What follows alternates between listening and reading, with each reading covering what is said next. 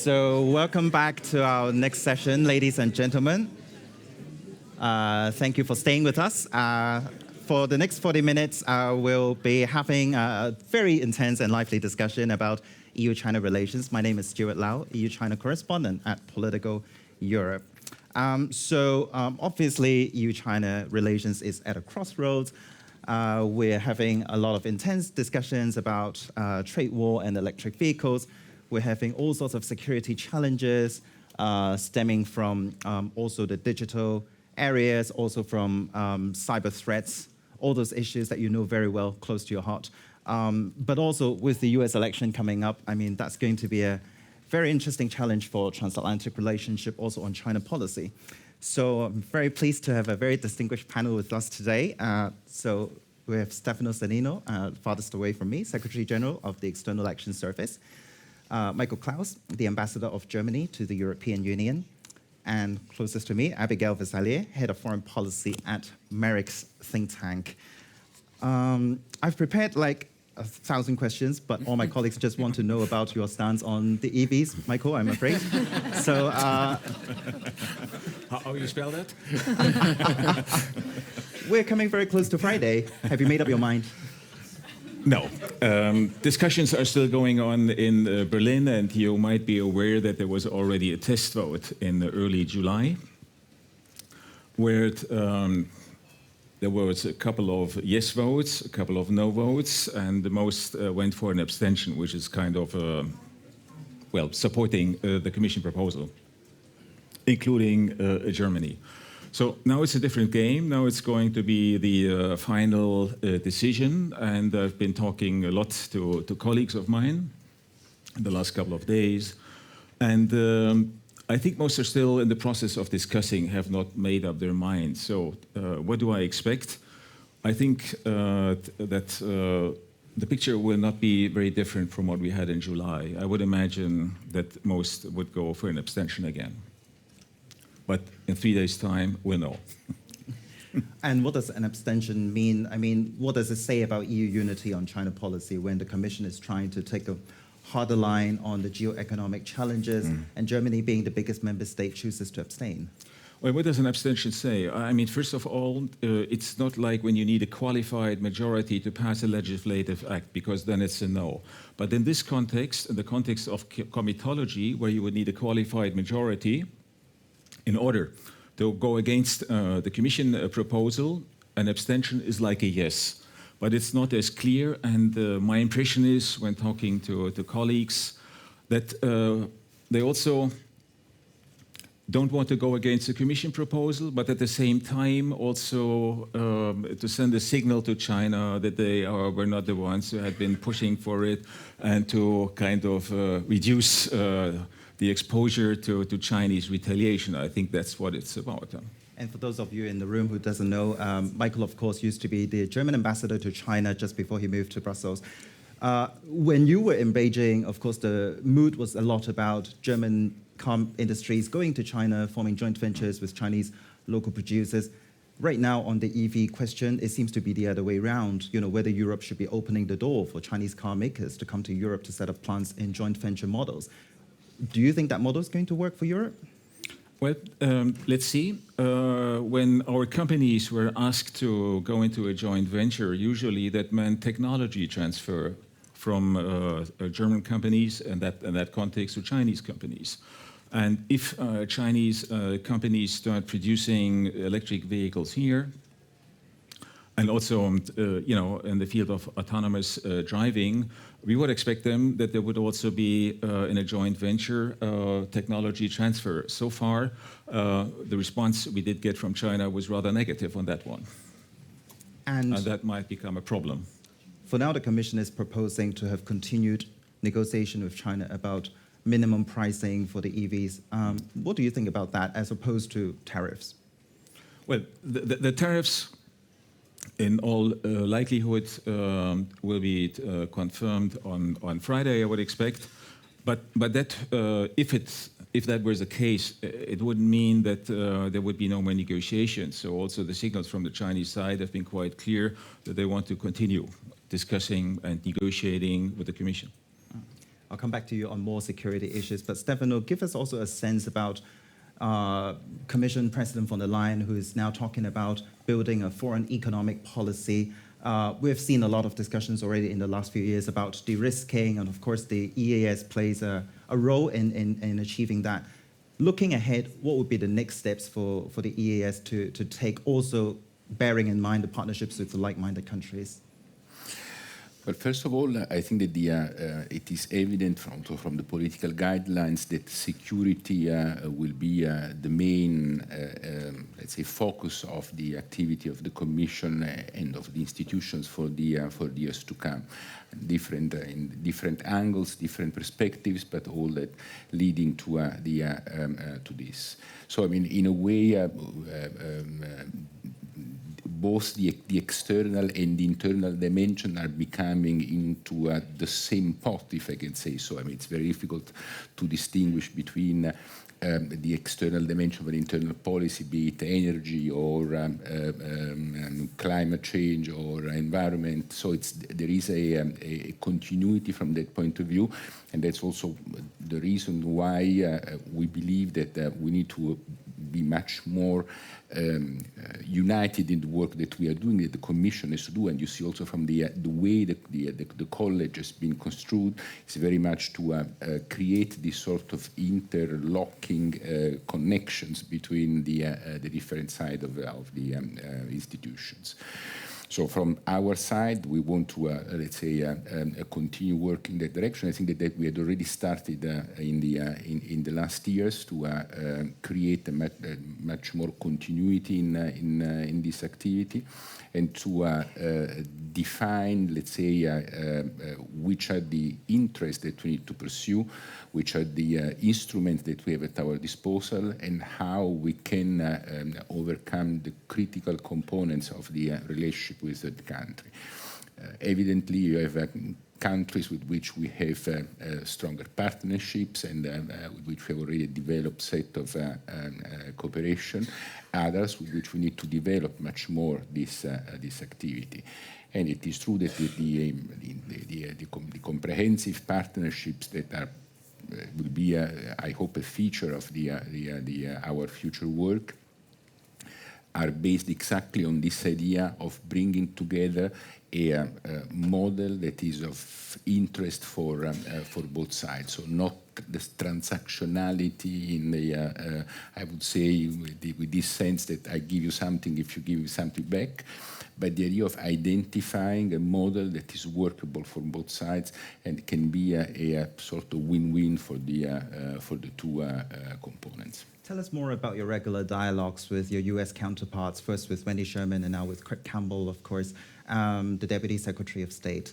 What do you guys actually discuss? Like, I mean, of course, the focus is a lot on the China-Russia dimension right now. I mean, how is that playing a part in EU foreign policy making?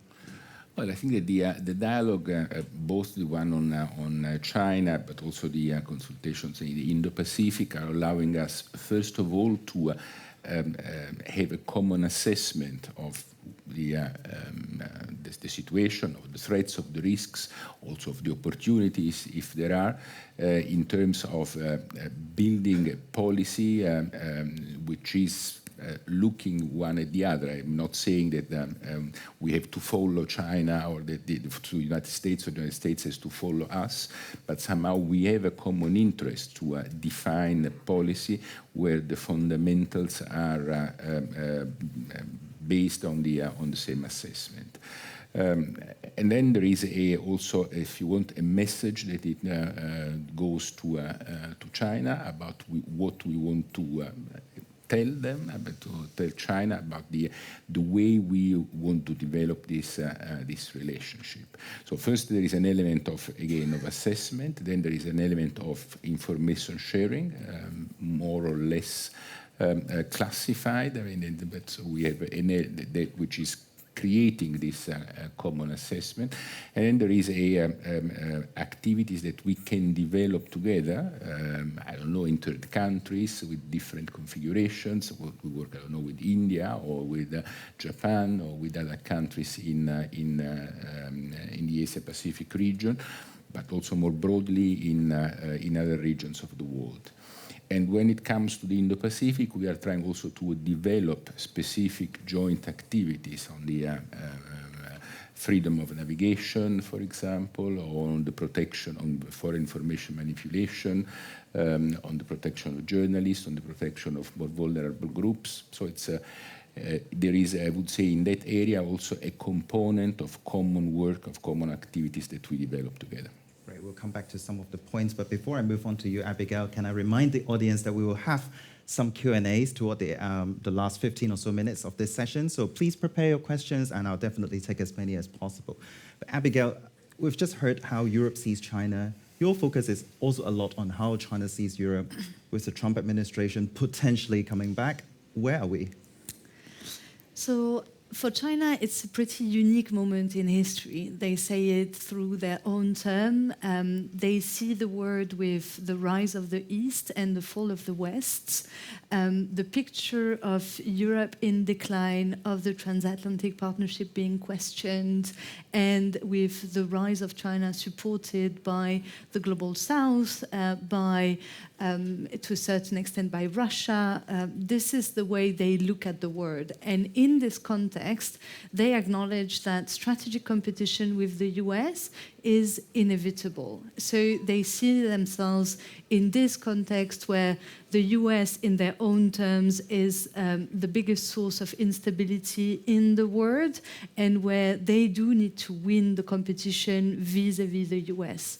When you ask the Chinese, which candidates do you prefer, Trump or Harris, and it's a joke in our institute, the foreign policy experts that we are would tell you it's Trump, because Trump would prove to China that finally the West has completely crumbled, that the transatlantic partnership is completely lost, and so on. And the group of internalists that we have would tell you, no, actually they would prefer Harris, because the socioeconomic points of pressure are such in China right now that they cannot afford the level of instability that Trump would put. So in short, if you ask European China expert, they would tell you it doesn't matter. And when we ask the Chinese that same question, they would also tell you there will be policy continuity. So basically, Trump or Harris, it does not matter. What's going to matter for China is actually two things,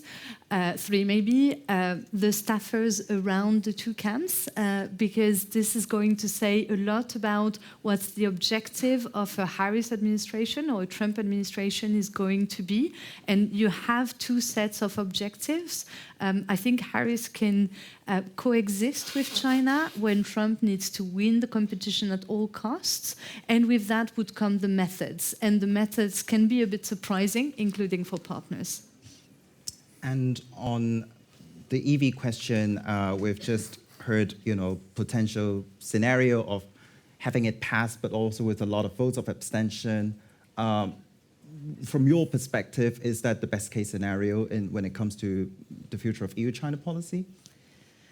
I think, look, China tried for an entire year to make sure that this tariff would not be concluded. They have tried and they have deployed the whole toolbox, from a charm offensive to certain countries by saying we are going to provide you visa facilitations. To other countries it was we are going to increase our import. So you had a number of offers, but visa facilitation or promises on import or promises of some Chinese investment in your country, we don't have a very good track record in Europe on Chinese delivering on their own promises. So this overall sense across our member states that there is this promise fatigue makes it that China has not managed to be completely to be convincing on this Chinese offer. And then you had the other part, which was building up the fear of retaliation. And we saw a number of capitals throughout the year that were targeted by the Chinese leaders saying, well, if you vote in favor of the tariffs, then your imports on pork and beef, which is a traditional Chinese retaliations, are going to be targeted. And we saw the fear of retaliation playing in certain cases. But I think, as Michael said it, we are coming closer to the date of the vote, and the assessment is that most likely it's going to go ahead. And I think in Beijing, this is going to come up to thinking about Europe in 2 points. One is China is going to understand that the tit for tat with Europe, this is only the beginning of it. And it means that China will enter in a phase where there will be retaliation and there will be responses vis-à-vis what Europe is doing. And this is clear. And they will start to rethink what tit for tat looks like for them. And the second point is that on the question of tariff, you have exactly what you have asked as a question, the question of European unity. And I think since 2016, we have enjoyed an incredible level of unity at the European level on China, which is pretty unique if you look at Europe-China relations. We had come with the EV tariffs to a point where this was really being questioned, and we needed as Europeans to get it right, to send the signal that we are at 27 on this. And despite the different voices that we are seeing, it seems that we are coming out, and I hope we will at the end of the week, by some sense that European unity is going to continue. We'll see. But let's go back to the Berlin perspective, Ambassador. You were ambassador in Beijing during Chancellor Merkel's time, and now you're ambassador here. Of course, under Scholz's time, we might be having German election at some point, and there may be a change of government. But how do you see the German-China relations moving forward? Is that affected by the change of government at all in Berlin? Well, I don't know whether it's so much affected by a change of a government, but you could see that there was a change in perspective, and that already started in the Merkel years. So from, I would say, 2015, 2016 on, you could see this in public opinion, you could see in politics, and you could also see in business that people were being less naive and also more critical and speaking up. And there's been a continuity in this until this very day. But that started sometime, if I remember well, in 2015, 2016. And now in this coalition, it's not easy to get clear political guidance from your different masters. Well, it's a little bit like in Europe. So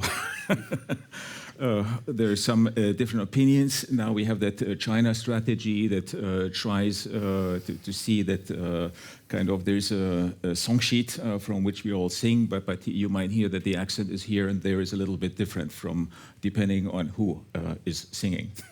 And if I may also invite you to compare the current Chinese approach to EU versus when you were in Beijing, did you see any difference in the way they approach Europe over the years? I did see a change from 2016 on when Trump entered the White House. And I think that was kind of the signal that the American-Chinese relationship is turning more and more, I would even say, hostile. And I think that's what they were bracing for. And their interest was to prevent Europe from siding too much with the United States.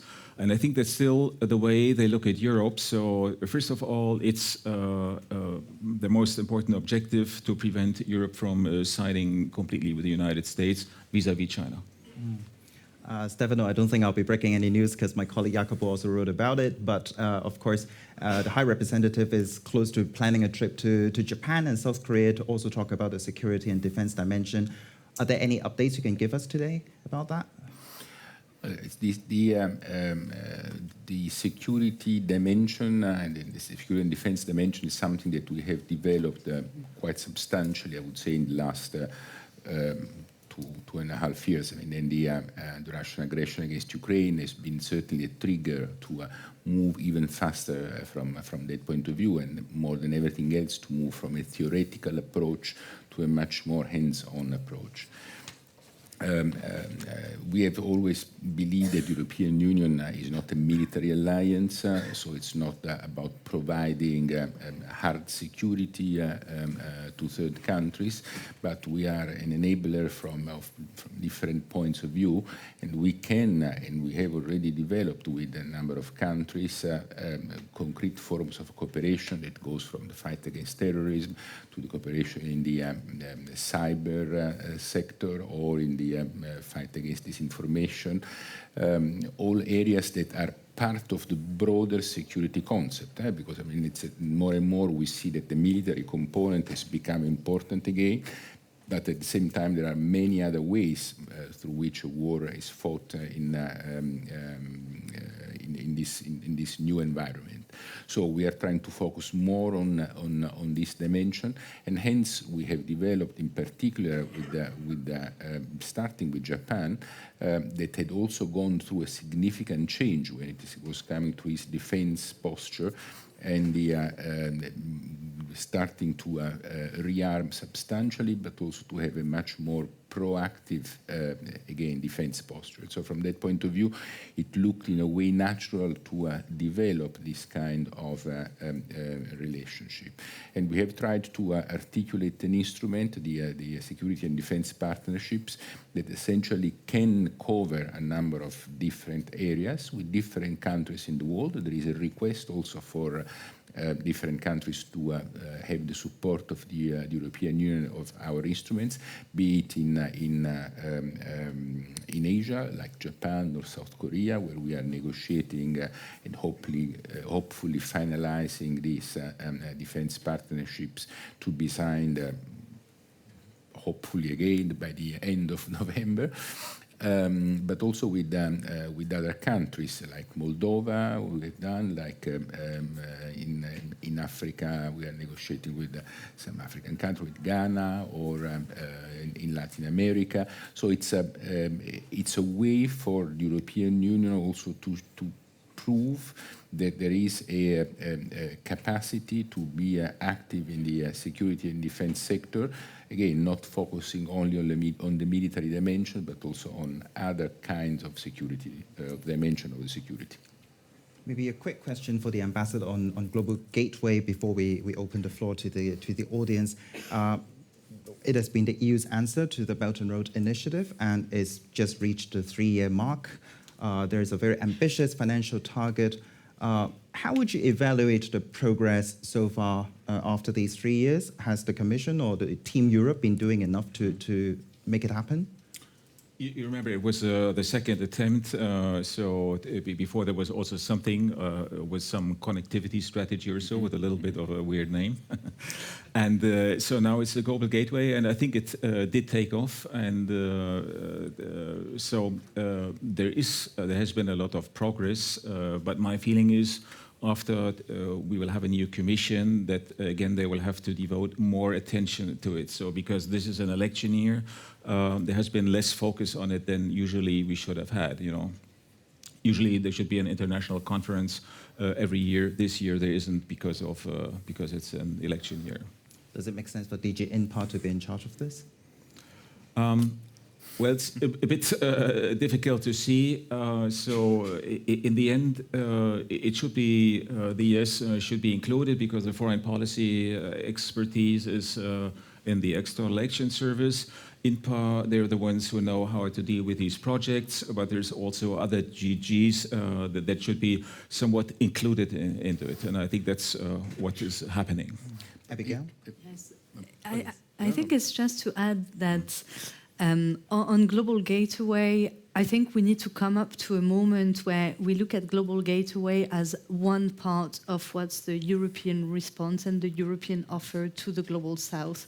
Because I think if we look only at Global Gateway, we just get a picture that is not complete. We need to include the digital aspect, but what Stefano was talking about, the security dimension, to just have a comprehensive offer that countries can attach value and can see their interests responded for. I think if we only think about the European offer to the Global South in terms of global gateway, then we miss the need to be more strategic and to be more comprehensive. And when we are coming to a point where China is very strategic, is very comprehensive, I think having a response that is calibrated is very important. But this means understanding global gateway as just one component and realizing that Europe can be more strategic and by being more comprehensive. Abigail, you just co-authored a very interesting paper on that, so please take a look. And Stefano? Just 2 comments. First of all, we are already part of the steering group, which is working on global gateway. It is true that the material execution is in the hands of the GINPA, and I mean I think that they are doing honestly a very deep work to also to redefine the profiles of the people working on this file. But we are working very closely with them on the political dimension, and as Michael was saying, how to include also the geopolitical vision, and that comes to what Abigail was just saying. I mean, because Global Gateway is a very important instrument of a more general vision of how, what I was saying at the beginning, we want to do, we want to work with third countries. It's a way of trying, once again, not to have a sort of old traditional development scheme of the donors and recipient, not a transactional one when you say, I want this from you, and if you don't give me this, I don't, but creating a mechanism where we define a potential common way of looking at the future together. So it's not only the connectivity in terms of the infrastructures, but also projects that they are linking societies, that they are linking countries, and so that they are bringing these countries closer to us, but in a way that is chosen also by them, not only by us. Right. Yes, if I can just add, first and foremost, Global Gateway was designed as a geopolitical instrument. It's certainly not a development instrument. There might be components, but it's a geopolitical instrument. Yes. Very clear, very clear. Now we've got time for a few questions, so please don't be shy and show me some hands. Yes, I see 2 over there. Maybe we can take 2. Yes, please. Hi, my name is Wessel van der Meersbrug from Banco Santander. Lighthizer, Trump's trade representative, has been talking about 60% tariffs on China, I think 20% tariffs on the rest of the world, including Europe. Trump has been repeating it on the campaign trail over and over again. If this happens, how should Europe-China relationship change, if at all? Thank you, gentlemen. And I think there's a lady just in front of you. Yes, please. Thank you very much. My name is Julie. I work for Moet Hennessy, a producer of a cognac that is quite popular in China. So my question is... my question is, I mean, what should we expect following the vote on Friday? And of course, it's to Ambassador Claus. So in terms of retaliation for sectors, for which investigations are ongoing, brandies, of course, but also pork and dairy. And in general, more a broader question, how can the EU better protect the agri-food sector from unrelated trade disputes like the one we have at the moment? Thank you. Ambassador, the floor is yours. On the cognac, which is also I appreciate. So, I mean, it didn't come as a surprise to me at all. The moment that there was a discussion on tariffs on China electric vehicles, I was expecting that the Chinese, would start discussing in public about retaliation. So, if you want to hit France, I expected it would be Bordeaux wine, but kind of they did it a little bit less brutal and just went for brandy, cognac. which is bad enough. Then there's pork meat, and when it comes to Germany, so there's the threat that it might hit, that there might be tariffs on car imports, and so on and so on. And what we see is our Chinese friends roaming all over Europe and sending certain messages. That is something that was to be expected. Now we're going to face a trade war. I mean, we don't know. In the end, it's up to one person, that is Xi Jinping, who will decide.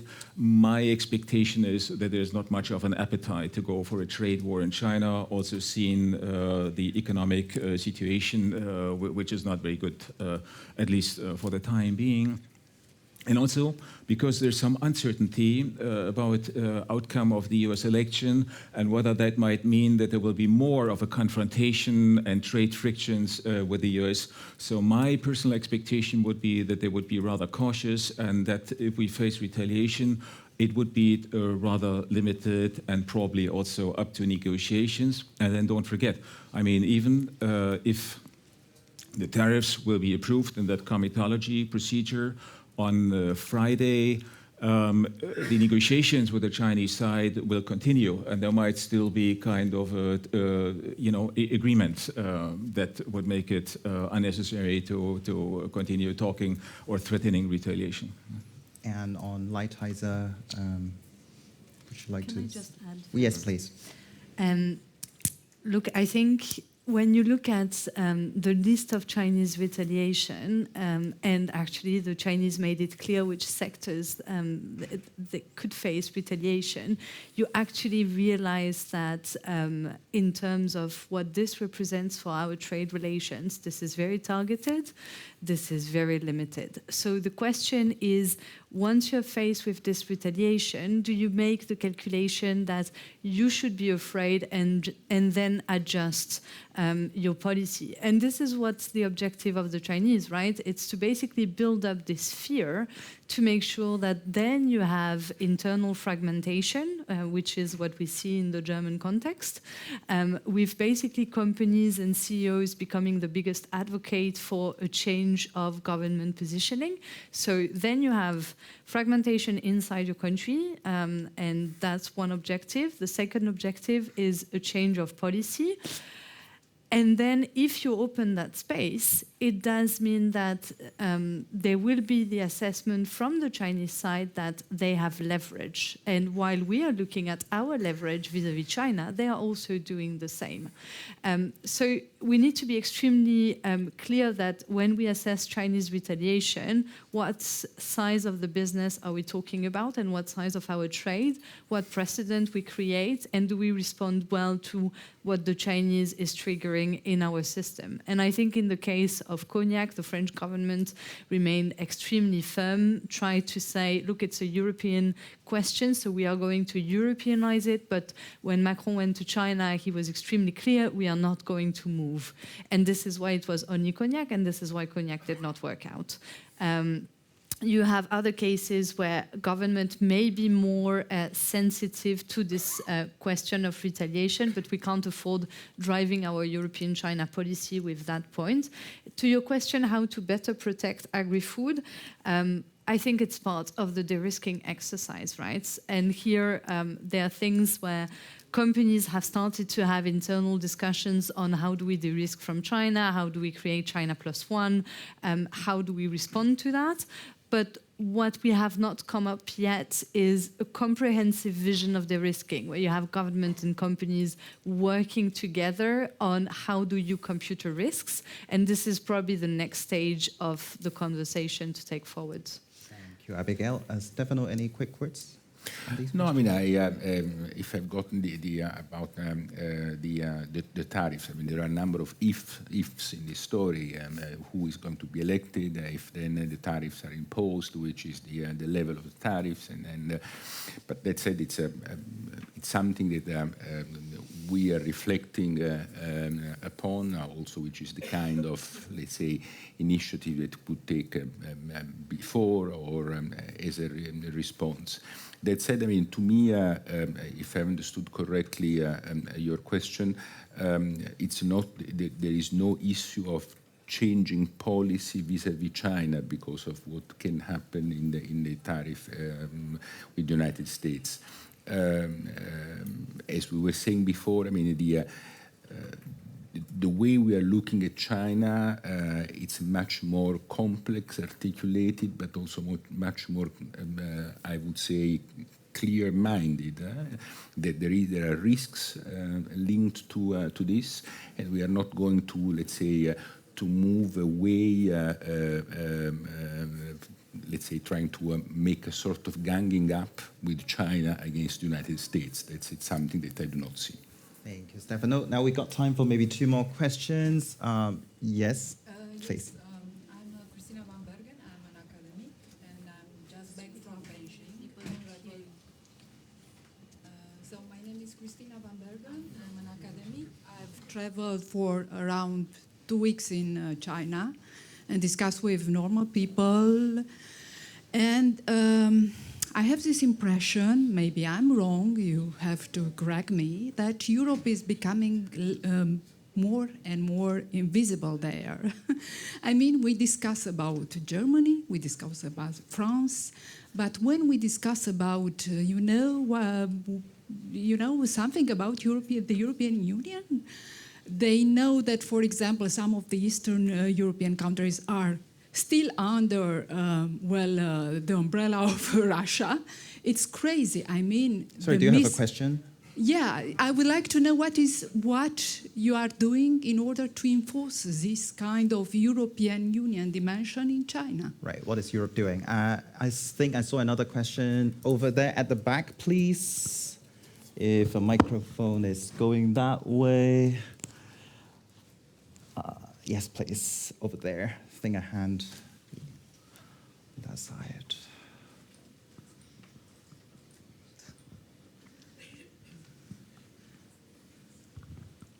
Hi, Pauline Bastidon from Spirit Europe, to continue on the same theme. So, yes, indeed, we've been caught in this retaliation, which, by the way, is bigger numbers than Bordeaux wine exports to China, but small detail. You were talking about de-risking, so my first question was, what do you mean by that? Because when as a sector you face tariffs of 150% in your second biggest potential market in volume, which is not yet there, of course, India, when you face similar levels of tariffs everywhere else, and you're, I don't know if you listened to the panel before, but basically we were told that that's it, no more FTAs, trade openness is gone. So where do you actually see this de-risking in practical, concrete terms for companies? Second question, we see that decoupling from China is just not going to be possible, at least not without hurting ourselves terribly in the process. And we talk about risks, we talk about minimizing risks, dependencies and so on. We never talk anymore about the positive agenda. So where do you see a place for the positive agenda with China? Because let's be honest, China is one of the biggest countries in the world and it's not going away. Thank you. I'm afraid that's all we can take for this session, but we'll be followed by a networking session just outside, so please continue this conversation. But please, Abigail, would you like to start? Yes. I think decoupling is out of the table. So this is not going to happen. This is our second trading partner. We are not going to decouple from China. And you said it yourself, it's a big country. This doesn't make the conversation easier because our second trading partner is also has taken an authoritarian shift and we need to deal with that. And it means that dealing with China is a pretty unique challenge for Europe, and there is just no other China and no other difficult country to deal with. Hence this idea that the positive agenda with China is also not going to disappear. But you need to be two to tango, and when you want to cooperate with China, you do need to have a responsive partner. And I think the conclusion of a couple of years of trying to have a cooperation agenda with China at the EU level, because I think at national level the conversation is slightly different, is turning into a very thin agenda. We had 70 dialogues 6 years years ago, and today probably I would say 10 of them are actually delivering concrete results. Having said that, on e-commerce today, you have no other solutions but to work with China. On climate, you do need to work on China. On several regional challenges, including, for instance, counter-piracy, you do need to work with China. Is it easy? No, it's not, because China does not work for Europe for the sake of working with Europe. They work with Europe because they have their own interest. Climate, China is delivering barely, because climate is a challenge for the party, because environment has put people on the streets in China. This is why China is delivering. Piracy, they work with Europe well because it affects their trade routes as well. So when you think about a cooperation agenda, which still exists, and I'm sure Stefano can say more about it, you need to think about where are the Chinese interests, because on the Chinese interests, this is the space where they are going to be responsive. In a moment where China is facing so many issues, so many socioeconomic issues, where the economic growth of China is going well, honestly speaking, cooperation with Europe is not of their first interest. Keeping the European market open, this is China's objective vis-à-vis Europe. And it does mean as well that China is going to be extremely calibrated in the response when it comes to tariffs, which accommodates Europe, because Europe is not going to go into a trade war outside the WTO with China and start to impose tariffs in a very reactionary manner compared to the US. So I have to cut you short here. We have very limited time, but please, good. Stefano, do you have 60 seconds, sorry? Slip of tongue. I wish we have an hour with you. Abigail has said, plus economic coercion. I mean, what we are speaking, what we are trying to say, it's not that we want to cut all the links with China. On the contrary, I mean, again, it's an important partner, and nobody is denying the fact that China is the large country, a large economy, and is not going to disappear. And we do not want to say to make it disappear. We just want to make it sure that we are not blackmailed. That's the only thing that it's of interest for us. Ambassador. Maybe just because you were asking, so how come Europe is not so much on the average Chinese map? I think that goes for the leadership, and that goes for the ministries and the party in Beijing too. And I think they have a hard time understanding how that EU functions. If you come from a background, 2,000 years of autocracy and a top-down structure, and then suddenly you're faced with such a complex thing like the European Union, it's quite difficult to find your way and to understand. And I think that is, in many meetings I had, where I tried to explain, I think that was a problem. So for them it was easier to say, well, then we speak to Germany, we speak to France, we speak to Italy, because that is something where they felt, they knew how to play the field. But with the European Union, it's a different matter. And they're not the only ones, the Chinese. On that note, I believe the diplomats have to go back to diplomacy and more engagements and conversations and meetings. But thank you so much for being here with us, and we'll see you in half an hour.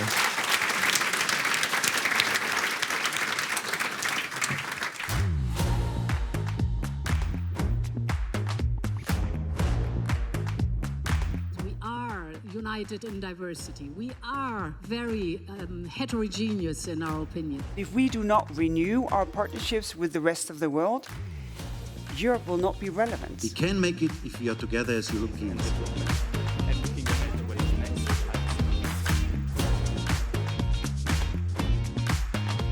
Do you genuinely believe that countries will manage to reach these very ambitious targets?